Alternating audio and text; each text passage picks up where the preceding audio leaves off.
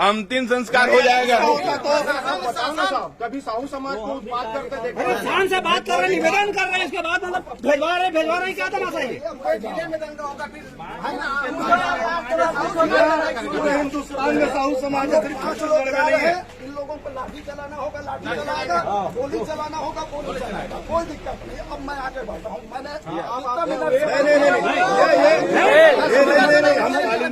सभ्यता से आपके अधिकारी इतने उद्दंड है कि किसी के अंतिम संस्कार में भी जाने के लिए आधा घंटा लगाएगा तो रात हो जाएगा। जल के हम लोग पंचलक्ष्मी भी नहीं डाल पाएंगे। तो चलिए अब मैं जा रहा हूँ।